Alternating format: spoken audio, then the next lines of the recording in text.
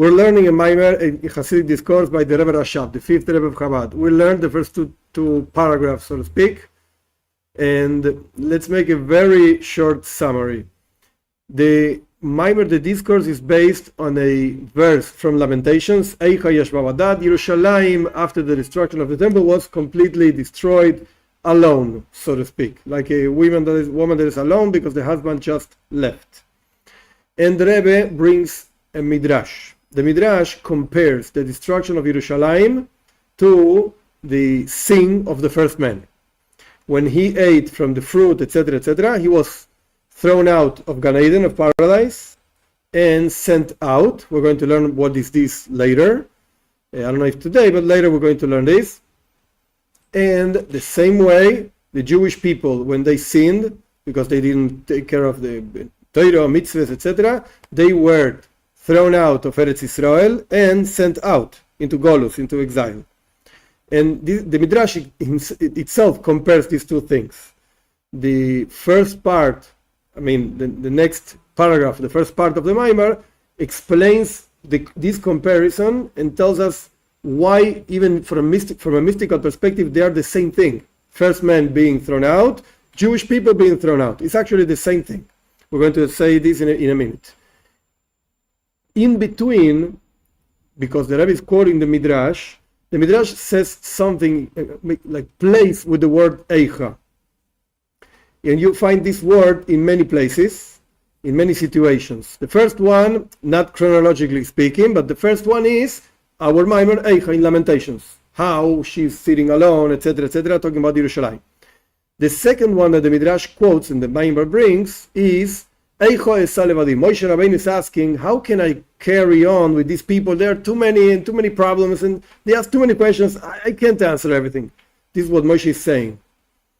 Now, the Midrash says that God tells the Jewish people, if we would have behaved properly, instead of reading Lamentations, how is she sitting alone? We would be reading what Moshe said. How can I carry along with this? This is what the Midrash says. However, the Rebbe himself asks, I don't understand what's the good part of it. Like, why is it good to read, how can I deal with these people? I can't anymore. Doesn't sound like a nice phrase by Moshe Rabbeinu. So the Rebbe himself asks this. Why is God saying, oh, don't read Lamentations of Irmiyahu, read the Lamentations of Moshe? Why is it better? Both are lamenting something.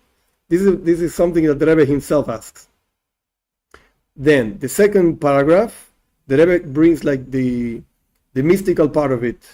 And without going into the whole detail again of the mystical things that really are not the main thing of the discourse, the explanation is like this. We find a verse in Shir HaShirim, the Song of Songs, where she, so to speak, says to him, whatever that means, that don't look at me, because I'm all like burnt out.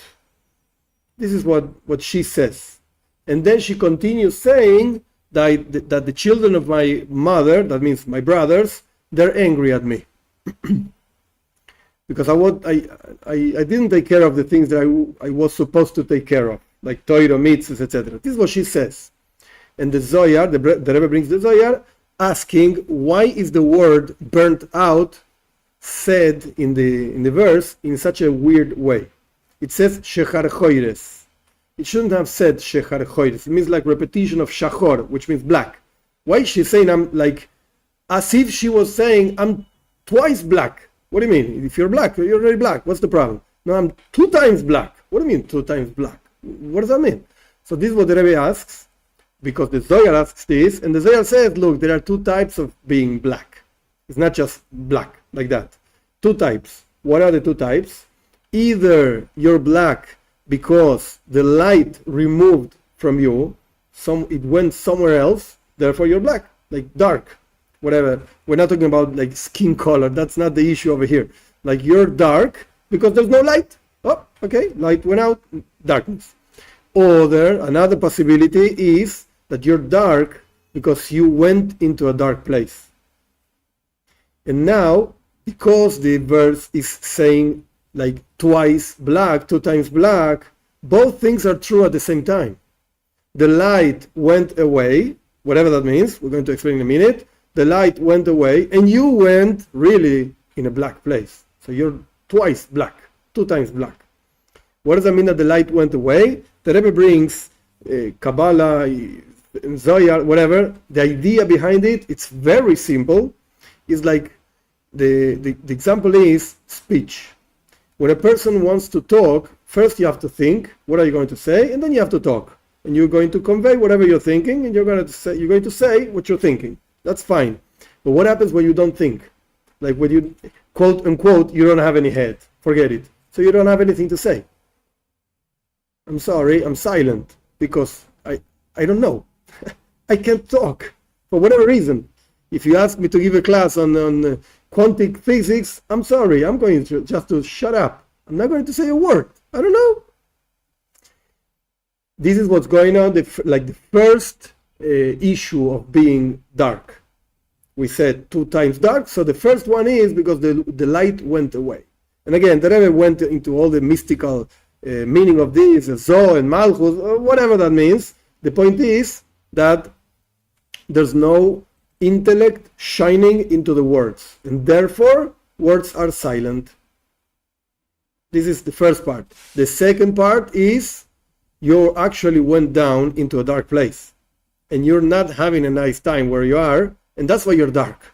That's the second time dark. What does that mean to go down in a dark place? It means to be mixed up into the 70 nations. That's what the Rebbe is saying, quoting actually the Zohar and the Alter Rebbe, like this is based on previous discourses also. And the Alter Rebbe says exactly this. What does that mean that the children of my mother, they're angry at me, or they're like bothering me, or whatever the case is? That means that the Jewish people were sent out into the nations. You have Jews living in Argentina, you have Jews living in all kinds of places in the world. What do you mean? Jews belong to Eretz Israel. No. They're all spread out into the world. That's what it means, the second time dark. Second time dark. First time is we don't see God, even if we are in Eretz Israel. We don't see him. He went away. So we're dark. We're asking, where is he? We don't see him. And the second time dark, you're out actually from your place. You're really far. That's the point of the first chapter and the second chapter. Now, this is going to be connected later. I'm just saying this now because I think it's going to add to the understanding of where is the Rebbe going. This is going to be connected to the wording of the Midrash. The Midrash says that the first man, and also the Jewish people, because they're compared, first man was thrown out and sent out. 2 words, like they seem the same thing. Like you're thrown out because get out of here, you're sent out. No. It's 2 different things. It's like God removing himself from us, and also we're sent out into the world, into the nations, whatever, to be in the whole world.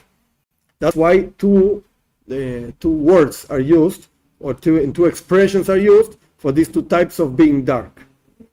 Okay, let's move on.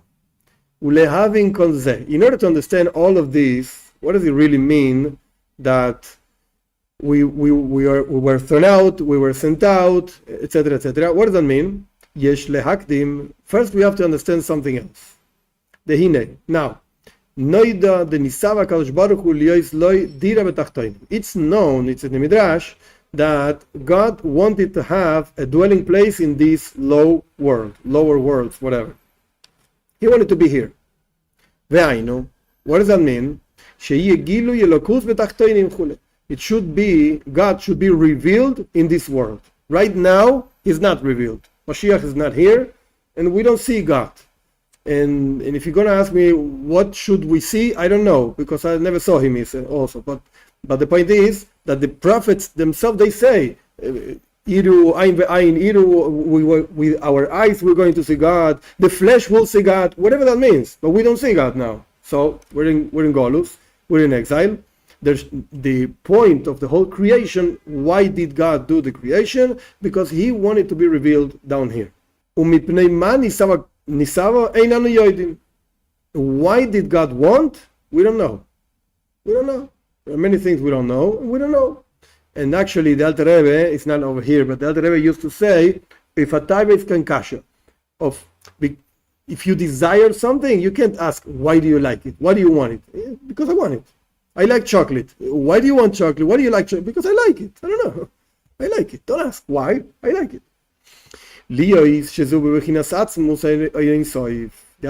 Rebbe over here brings like a deeper explanation to don't ask. Why don't ask? Because this is something that pertains to the essence of God. And the Leis Machshava Tvisa Beiklal, that no thought, this is Lashon of the Zohar, this is the wording of the Zohar, no thought can actually grasping. Nothing. So even if God would tell you why, we wouldn't understand it.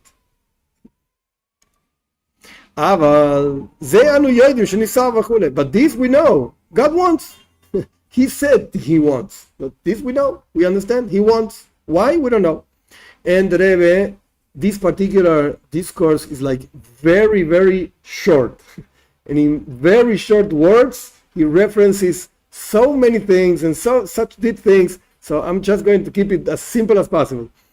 The Rebbe over here quotes a verse from Shir Hashirim that is explained in the Midrash, which is another source that shows that God wanted this world. He brought one source, the first line of the page. The source is from Midrash Tanchuma. Okay, that's one source. And now he's going to bring another source, which basically says the same thing, but based on a different verse. What's the verse? Shoikav Amudei Sheish. She says to him in Shir Hashirim, the Song of Songs, this old relationship between man and woman, she says to him, his legs are like columns of stone and so beautiful. That's what she says. Okay, V'amru Razal, our sages say, what is Shir Hashirim talking about? Shoikav means literally his legs. But this also is connected to the word teshuka, which means desire. It's the same source, the same root of the word. So shoikav, this refers to the world that God desired to create it, etc. So he brought two sources.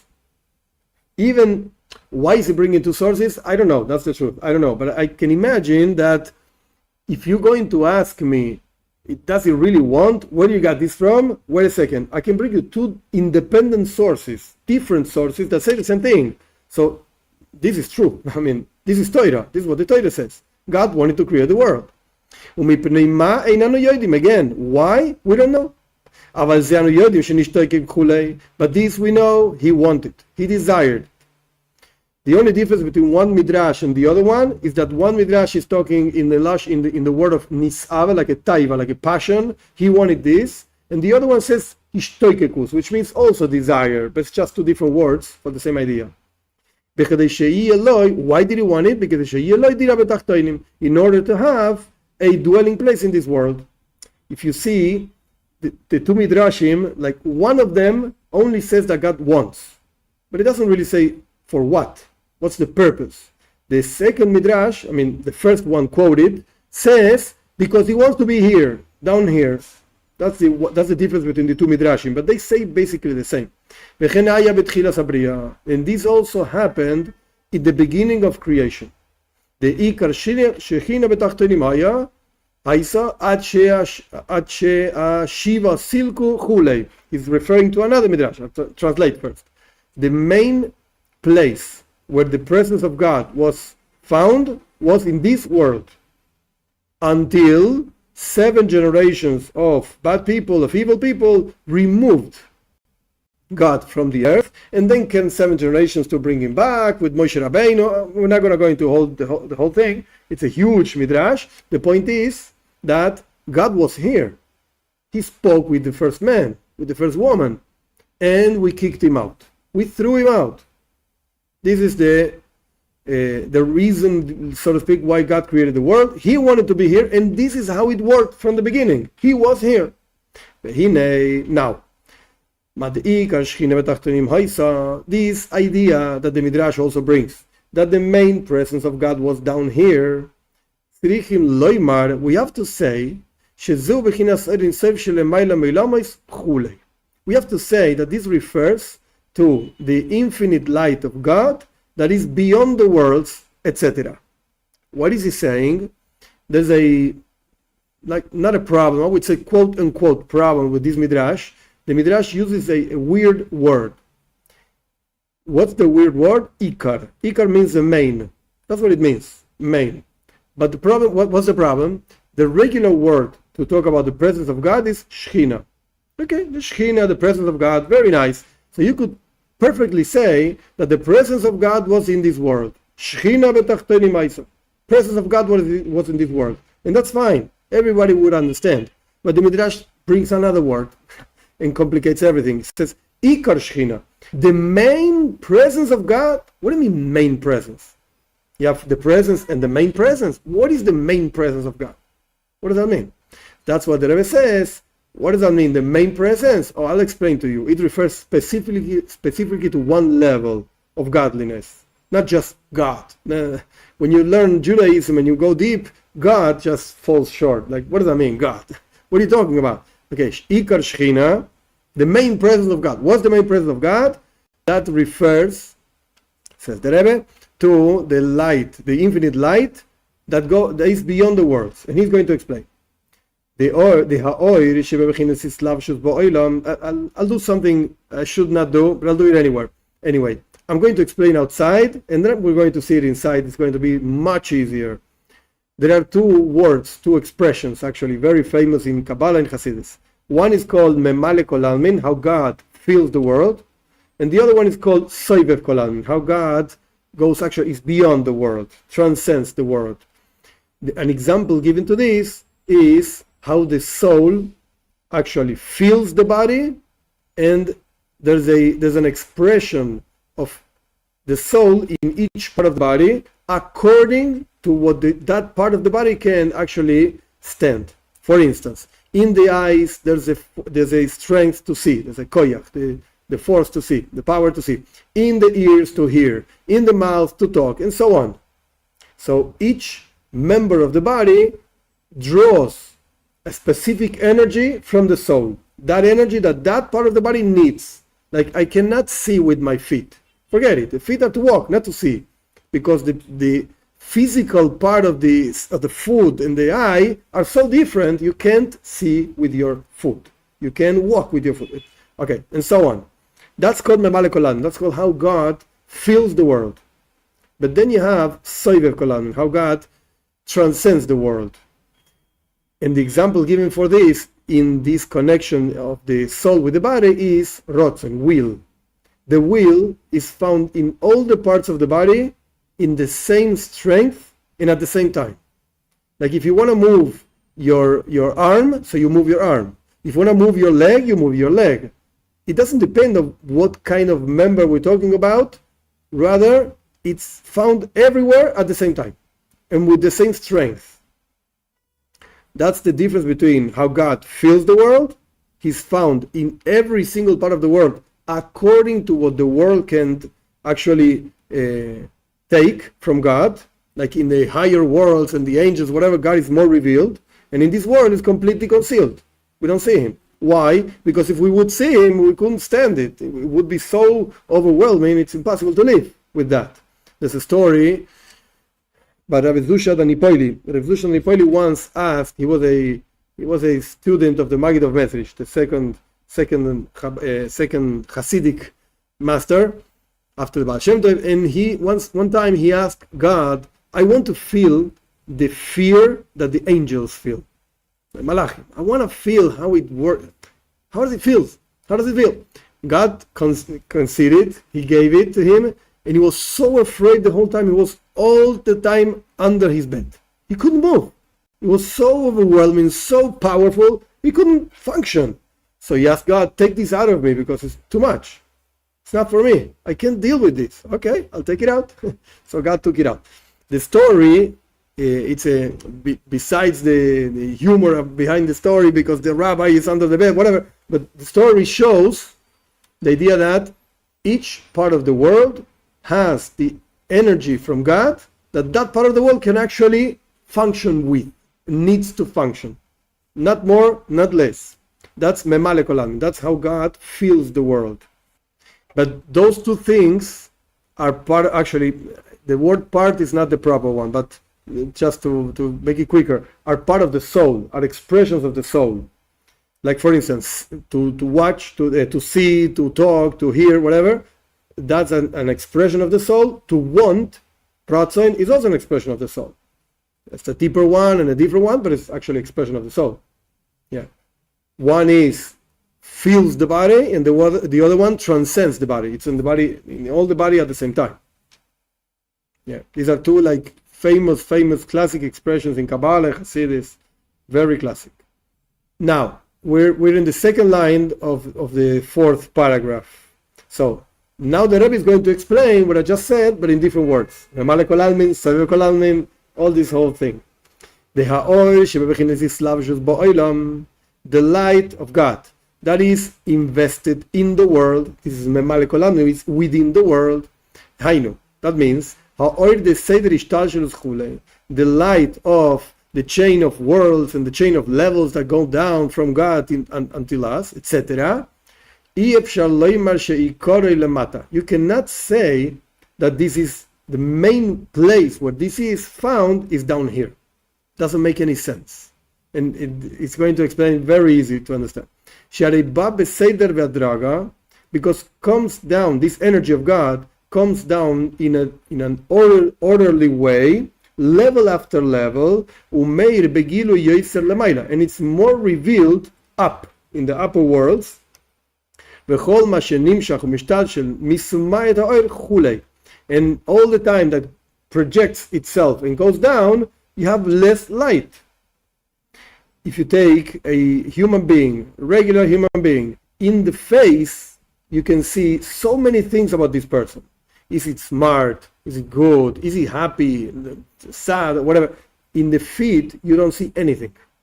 Could be even dead, and you don't realize, because you only see in the feet. I don't know. They look the same, dead body and live body. In the face, you see right away this guy is alive, this guy is not alive. But in the feet, you don't see. You don't see that. So that's what he's saying exactly here. Where can you see? Where can you say that you see the main thing of a person? In the face. That's the main thing. Look at the face and it's going to tell you what's going on with this person, not in the feet. The same thing happens with God. Where can you say that he's more revealed? Well, not in this world. Forget it. We don't see him. In the upper worlds, in the spiritual worlds, or whatever they are. That's why he's saying, if you're asking me, where is God found? Like, where can you see him? Forget it. Not down here. So don't come to me and say, Ikar Shechina betachtoin, the main revelation of the presence of God is down here. What do you mean down here? It's not down here. So he's probably talking about something else. Not what we regularly would say, the presence of God. In other words, I'm trying to find an example, but it's not so easy because it's something like very abstract. The idea is like this. When you receive a friend of yours, or whatever, a person, another person, you see that person, you can talk to the person, you can understand the person, you can say, he's found over here. He's in front of me, and I'm talking to him. But if you cannot see this person, you cannot talk to the person, you cannot connect to the person, you could perfectly say, this person is not here. Even if the body is over here, but he's not talking to me. I have no connection to him. I can't. Actually, that Rebbe brings a gewaldige, I just remember a very interesting example of what Yom Kippur means. Al Rebbe says, in Yom Kippur you have to do tshuva, the day of atonement, blah, blah, blah. Very nice. What does it mean to do tshuva? And the Alter Rebbe says like this. Imagine two people, two guys, they're very close one to each other, but they back to back. They're not seeing each other. One is seeing this way and the other one is seeing that way. So they actually, even though they're very close, they're so far. So far. One of them is not even conscious of the other one. I'm just looking this way and I don't see anybody. I'm alone in the world. Yeah, but you have a guy right there, your friend is over there and you don't see him. So the Alter Rebbe explains, Yom Kippur means that God is looking to one side, you're looking to another side, turn around and go back to be face to face. That's what Tshuva means. Go back to God. It doesn't mean that you're really far. What do you mean? Nothing is far from God. God is everywhere. So you're just looking somewhere else. That's the problem. You're not actually... Okay, so the same thing happens over here. If you want to tell me where's the main place where God can be grasped, understood, found, and talked to, and connected to, it's not in this world. Forget it. No. It's in the upper worlds. The angels talk to God and understand God, etc., etc. Okay, Maimar, like our sages say, Nata yaminu vara shamayim, God extended his right hand and he created the heavens. Nata smalu vara arts, and he extended his left hand and he created the earth. That means the right usually is connected to revelation, to giving, and the left to restriction. Now we understand the lemata einagilu kemulemayla. Down here, the revelation of God, what we can understand from him, is nothing compared to how he is revealed up there. You look at the feet, and they're not even close to the head and to the face. Not even close.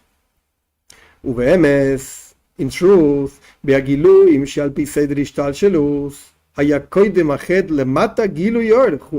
The truth is, says the Rebbe, he's going to go back and forth, and at the end he's going to say whatever the case is. So he's not going to really analyze this. Let's read it because it's interesting.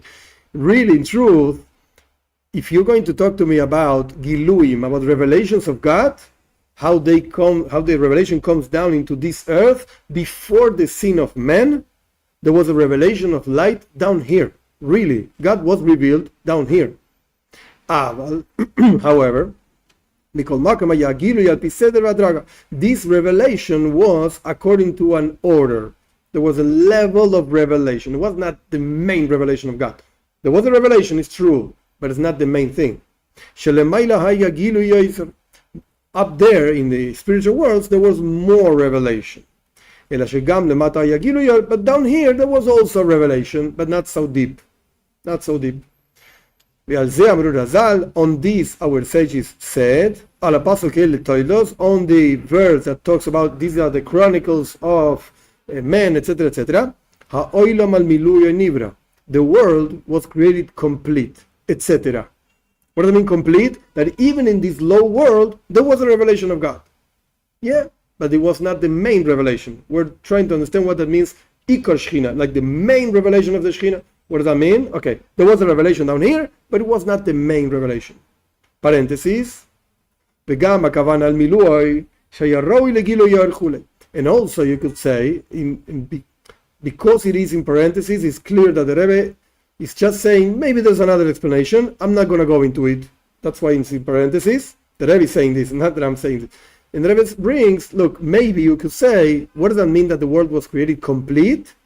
That the world was prepared for a revelation of God, but not that the revelation of God was down here. Maybe you could say that. He closes parentheses and let's move on. Like, I'm not going to go into that. The Rebbe continues, however, when the Midrash says, our sages say, Ikar Shechina v'tachtoini Maya, the main revelation of God was down here. Oh, what do you mean main? We just explained that the main revelation of God is not down here. Maybe there's some revelation, but not the main. But the Midrash says the main revelation was here. What are they talking about? That means a revelation that goes beyond a chain of worlds and levels. The level of the infinite light of God that transcends the world. That's why I chose to explain this on the outside before, and then we're going into the text. Means revelation up in the spiritual worlds, concealment down here. You have some kind of revelation down here? Yeah, very nice, but the main revelation is up there. Soivev Kolalmin works completely different.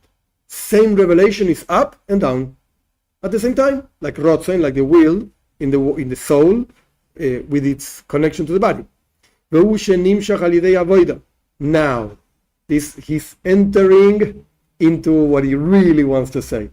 Only now, after learning so much. How do you reveal this light that is found down here, just like up there? How do you reveal it? How do you see it? It's projected through avoida. Avoida means to work. Work. Our work in Torah, in mitzvahs, etc. And he's going to explain this at length. On this, it's written, on this work that man is supposed to be doing, God left the man, put the man, better said, put the man in Gan Eden, in the paradise, to work on it and to take care of it.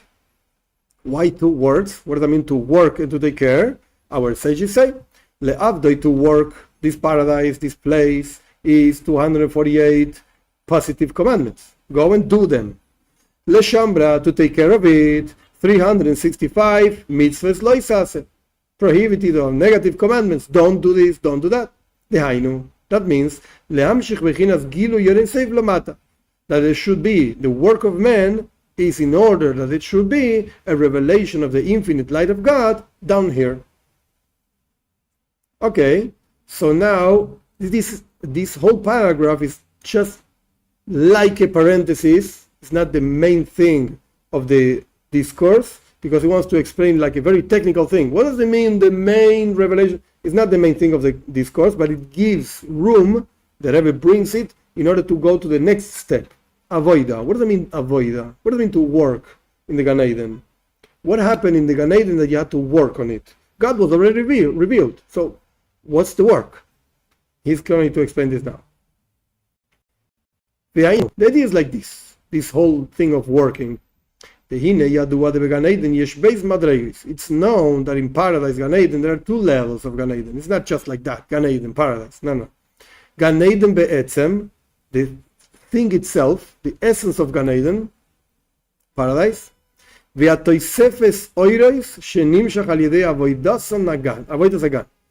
the additional light that is brought down through working in this paradise, this garden or whatever. He's going to explain. It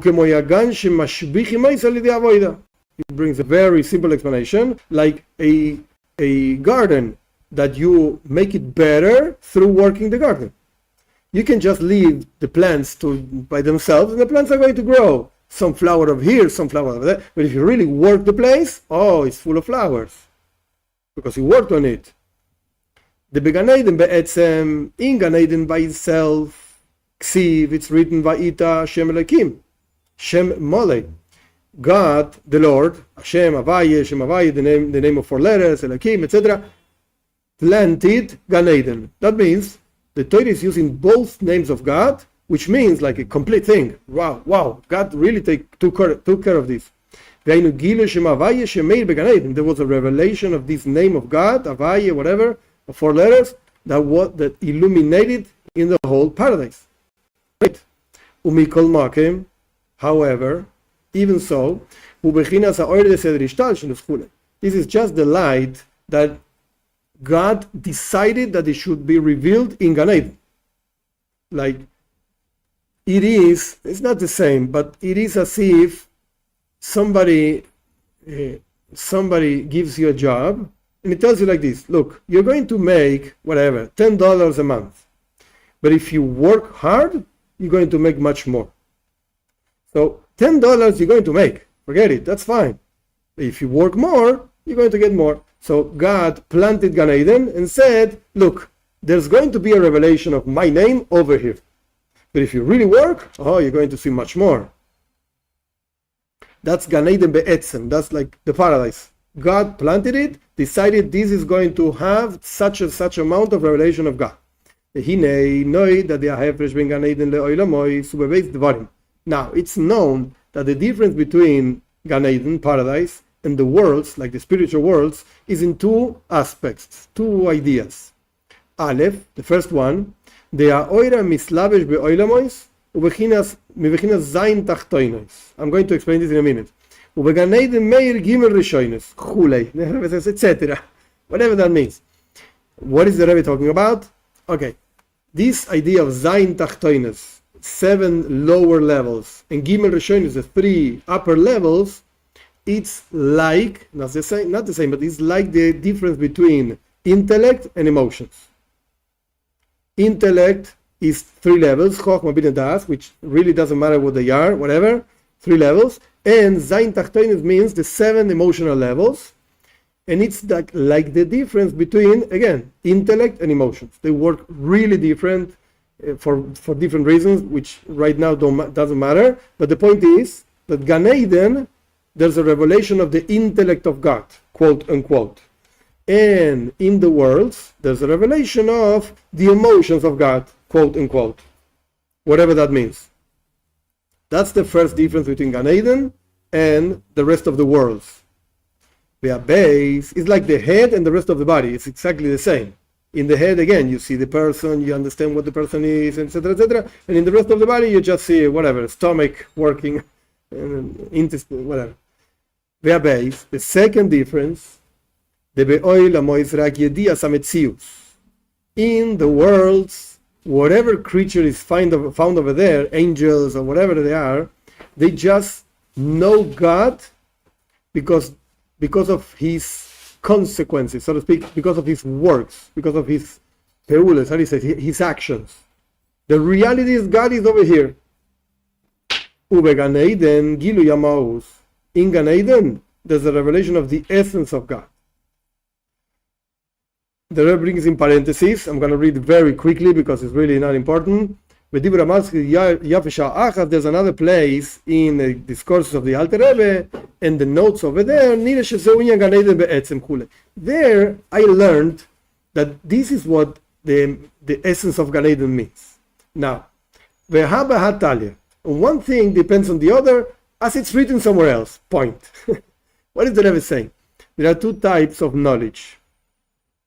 There's a knowledge that is called Yediyas HaMetzius. Yediyas HaMetzius means I know for a fact that this is in such and such way. But do I understand the essence of the thing? No. I just know for a fact that this is the way it is. For instance, Kabbalah talks about spiritual worlds. Atzilus, Bria, Yitzira, I don't know, all the names that Kabbalah talks about. Do we really understand it? We can talk about this for hours. Do we really understand what it is? No. We know that this is the way it is, but we don't understand it. However, if somebody tells you, did you ever see a cow? Yeah, I saw cows. Can you imagine a cow? Yeah, a cow, it's this big and this color and does it makes a noise and there's a smell. Yeah, I can imagine. That's the idea of a mouse. You really understand what a cow is because you saw it. You can even touch it. Yeah, it's hot, it's a cow. Yeah, okay. That's the difference between knowing something because that's the way it is, but you really don't know the essence of the thing, or knowing the essence of the thing. Okay, so in Gan Eden, again, two differences between Gan Eden and the rest of the worlds. First difference, the Rebbe said, in Gan Eden shines the intellect of God, in the rest of the world shine the emotions of God. And the second difference is, in the rest of the world, God is found. Yes, that's true, but nobody really understands him. It's just, they know that this is the way it is. And in Gan Eden, you can really understand God. Whatever that means. You can really understand God. And the Rebbe says, in the last thing that we learned, which is a very short line, very complex line, Habe Hatalia, one thing depends on the other, etc., says the Rebbe. Go think about it. It's written somewhere else. It's explained somewhere else. What does that mean? Because in Gan Eden, there's a revelation of the intellect of God, therefore, you can really understand him, his essence, Mahus. And because in the worlds, the only thing revealed is the emotions of God, therefore you can only know that it is that way, but you don't understand it. It's basically the same thing as the comparison between emotions and intellect. When intellect understands something, it's the thing. That's the way it is. Because we really understand it and grasp it. But when emotions dictate something, it's not really that you understand it. You don't understand it. You feel it and you can enjoy it, but do you really understand it? No, I don't care either. I like chocolate, that's it, because I like it. I enjoy it. Do you understand what chocolate is? The chemicals, no, I don't understand it. I don't care. I just want to eat. That's it. That's emotions. That's not intellect. Intellect would ask, wait a second, how much cacao does it have? How much sugar it has? And what's the color? And what's the taste? And what's the chemical? No, okay. It's a whole thing. And you really understand what you're eating. That's the difference between emotions and intellect, between Gan Eden and the rest of the world. They call all of this, is It's just how God feels the world. Either intellect, emotions, and levels, and okay, all kinds of things, but this is just how God feels the world. In a different place, in Hasidus is explained, the Gan Eden be'etzem hu gam ken rak b'chinas yedias hametziut. The Rabbi is going like one step further, deeper. In another place is explained that the essence of Gan Eden also is just knowing the facts, but not understanding. Yedias hametziut. Like that which we said, that the worlds only say, yeah, that's the way it is, we don't understand. The Rebbe now moved, so to speak, the focus one level up. Even Gan Eden is just, yeah, that's the way it is. God, forget it, I don't understand it. But it's in a very deeper way, in a very higher way, much higher way than in the worlds. The way we assume God in Gan Eden is much deeper than the way we assume God in the rest of the world. But again, this is not like the main thing of the Maimar, so don't worry. And because Gan Eden is in the world that is called Bria, which means creation, and there in the Gan Eden, there's a shining of two levels that I call Chokhmah, wisdom, and Bina, understanding of the world of Bria, whatever that means, forget it, intellect. God's intellect, Belikutei Torah, this is found in such and such place, etc. The Sham Rak Yedias HaMetzius. In that place, in that holy level, which is called wisdom of God, even that level only understands that God exists. Do you really know what God is? No. No. I just can assume that He is. That's all. Okay, Maimar. It's like, maybe it has to be more like worked on, but the basic idea is when you see something, you don't have any doubts. I saw it. I'm not talking about magics or whatever. I'm talking about like the real thing. You will go out in the street and you see, I don't know, a person walking over there. I saw him walking there. You can't fool me. He was there. I saw him. I said hello. He said hello. He answered me. That's it. He was there. Why? I don't know, but he was there. That's Re'iyah, that's vision, that's Chokhmah. Do you understand the person walking over there? No. I saw him. When you hear something, maybe somebody can fool you. Somebody told you that this guy was walking over there. Yeah, maybe not. I don't know. I didn't see it. That's the difference between, basically, the difference between Gan Eden. In Gan Eden, so to speak, quote unquote, they see God. So He's there, no doubts. In the worlds, we hear about God. And you can have doubts. Maybe yeah, maybe not. Okay, Maimar, like the Torah says, because no person ever saw me, and no living creature ever saw me, says God. And our sages say on this verse, even the angels, that's the part of the verse that says Chai. Adam means human beings. Chai means the angels that are called Chayos, animals, holy animals. Even they cannot understand me, says God. Ukimoken, hu gam Gan Eden. Same thing happens in Gan Eden. They see God, but they cannot understand Him. Etc. Gam shachas atzilus. Afilu shebebiya walidei avoda davke.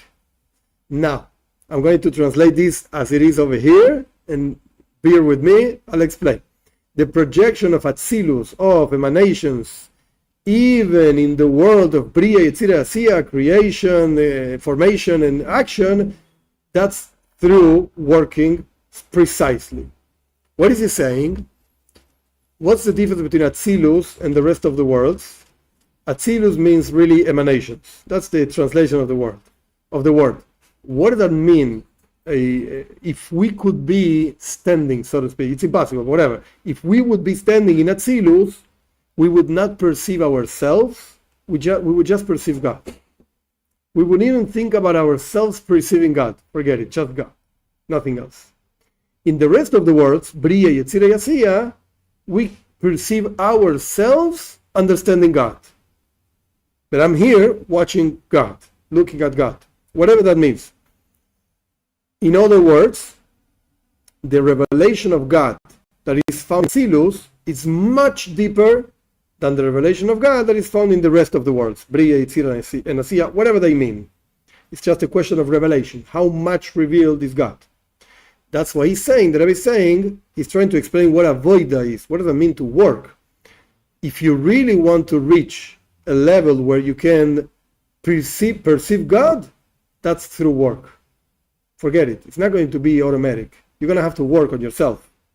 What's the work? Okay, he's going to say later, fulfill the commandments and refine yourself. Okay, very nice. But the point here, what he's trying to bring out is, you're going to have to work. In any case, I don't really care if Gan Eden means the intellect, or maybe Gan Eden is the emotion. However you want to understand it, Gan Eden at the end of the day, Gan Eden, paradise, by itself is just how God feels the world. That's it. And through work, you can project into the world how God transcends the world, which is much higher and much holier, whatever, than how God feels the world. It's like the difference what we brought before between the inner strength of the soul within the body, in the eyes to see, in the ears to hear, and so on, compared to Ratzon, will, which is found in the whole body at the same time. This is what it means that God left man, put man in the Gan Eden, for him to work there. I'll explain. Through this, through this, the man projected the main revelation of God down here, etc. What is he saying? The whole two paragraphs that we just learned, what does that mean, Ikar Shechina? What does it mean, the main presence of God? Means how God transcends the world. How is it brought down? By being in Gan Eden. I know we are not in Gan Eden, at least Argentina is not Gan Eden, but he's like building an idea. Man was thrown out of Gan Eden. But at the first point, at the first time, he was put in Gan Eden. So what was he supposed to be doing over there? To work. What do you mean to work? He didn't have to do anything. He had food, he had everything, was fine. What's the work? The work was to project the main presence of God. What does that mean, the main presence of God? God created the world in Gan Eden that it should have, by default, an amount of revelation of God. This is what you're going to get. But if you work, you're going to get more. You're going to get more. What is this more? How God transcends the world. By default, you get how God feels the world. And you see this, and you enjoy this, and it's very nice. But if you work, you're going to get how God transcends the world. It's really beyond the world. But that's only through work. You're not going to get it by default. This is what the Rebbe said. So now we understand, if I had to summarize like what we learned, we understand a few things. First of all, why did God create the world? Because he wanted to live down here. He desired this. Why did he desire this? We don't know. We don't understand. But this is what he wants. This is what he let us know that he wants. Okay, fine. Now, where does God want to be? We just said, down here. Was he ever down here? Yeah, when God created the world, he was down here. And not just some expression of God. Forget it. His main presence was down here. What do you mean main presence? Oh, okay. God created the world with a certain amount of revelation in quality and quantity of his presence, and he gave man the possibility of revelating something even deeper through avoida, through working. What's this deeper thing? Soivev koladmin, how God transcends the world. But you're going to have to work for that. That's not default. This is what we learned. And the Rebbe went back and forth. What's really Gan Eden? Oh, in the intellect of God, the emotions of God. Okay, very nice. But the point is, Gan Eden has a certain amount of revelation, and you're supposed to get more. Go work. That's why God put man in Gan Eden.